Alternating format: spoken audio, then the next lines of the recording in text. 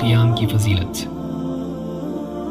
لیلۃ القدر کی فضیلت ہم جان چکے، اب آئیے دیکھتے ہیں اس رات میں عبادت کی کیا فضیلت ہے۔ اللہ کے رسول صلی اللہ علیہ وسلم نے فرمایا، جس نے ایمان اور احتساب کے ساتھ لیلۃ القدر میں قیام کیا اس کے پچھلے تمام گناہ معاف کر دیے جاتے ہیں۔ اس حدیث کو امام بخاری اور مسلم نے روایت کیا ہے۔ اس حدیث سے معلوم ہوتا ہے کہ ایمان یعنی اللہ تعالیٰ کی طرف سے ملنے والے اجر کا یقین، اور احتساب یعنی اس اجر و ثواب کی طلب و رغبت کے ساتھ عمل کرنا ماضی کے گناہوں کا کفارہ ہے۔ اس حدیث سے یہ بھی معلوم ہوتا ہے کہ نیک اعمال گناہوں کو مٹا دیتے ہیں۔ یہ بات قرآن کریم میں بھی بیان ہوئی ہے۔ اللہ تعالیٰ نے فرمایا، ان الحسنات یذہبن السیئات، یقیناً نیکیاں برائیوں کو مٹا دیتی ہیں۔ سورہ ہود آیت نمبر 114۔ نیکیاں گناہوں کا کفارہ بن جاتی ہیں، لیکن اس کا بھی ایک قاعدہ ہے جسے اللہ تعالیٰ نے قرآن کریم ہی میں بیان کر دیا ہے۔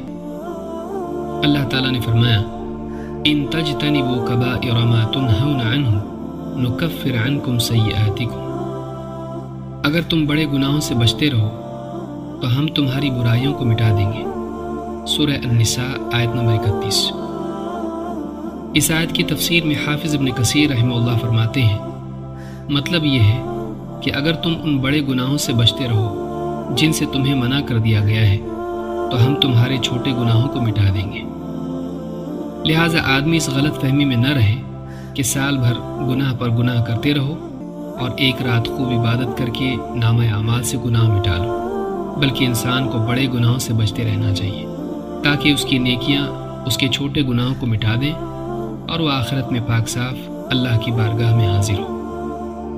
کبیرہ گناہوں یعنی بڑے گناہوں کی تفصیل میں ابن تیمیہ رحمہ اللہ فرماتے ہیں کہ یہ وہ گناہ ہیں جن کے بارے میں قرآن و سنت میں دنیا یا آخرت میں حد یعنی سزا کا ذکر ہو، مثلا زنا، چوری اور جھوٹی تہمت جن پر دنیا میں بھی شرعی سزا ہے، اور وہ گناہ جن پر آخرت میں سزا کا ذکر آیا ہے جو کہ ایک خاص وعید ہے۔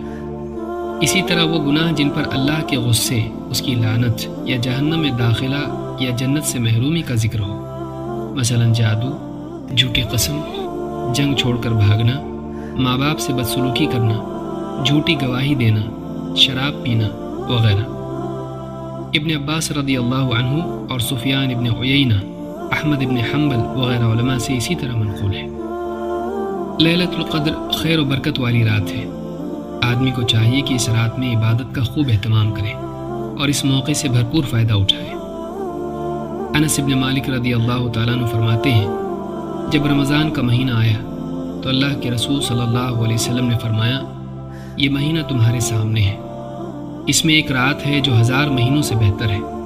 جو اس رات سے محروم رہا وہ پوری خیر سے محروم رہا، اور اس خیر سے وہی شخص محروم ہوگا جو واقعی محروم ہو۔ اس حدیث کو امام ابن ماجہ نے روایت کیا ہے۔ معلوم ہوا کہ اس رات کی خیر سے محروم ہونا بہت بڑی محرومی ہے، کیونکہ یہ رات 1000 مہینوں سے بہتر ہے۔ لہٰذا اس رات کو ضائع کر دینا ایسا ہے جیسے ایک انسان 1000 مہینوں کو ضائع کر دے۔ دنیوی اعتبار سے 1000 مہینے 83 سال سے کچھ زیادہ ہوتے ہیں۔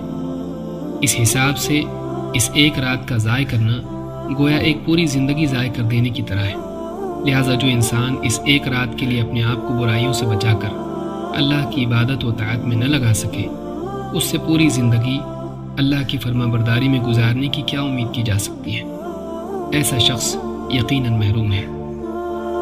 کسی مزدور سے کہا جائے کہ ایک رات کا کام ہے اور تنخواہ 1000 مہینوں کی ملے گی، تو شاید ایک نہیں کئی لوگ اس کام کے لیے دوڑ پڑیں گے، بلکہ ممکن ہے اس کام کا موقع پانے کے لیے آپس میں مار پیٹ کی بھی نوبت آ جائے۔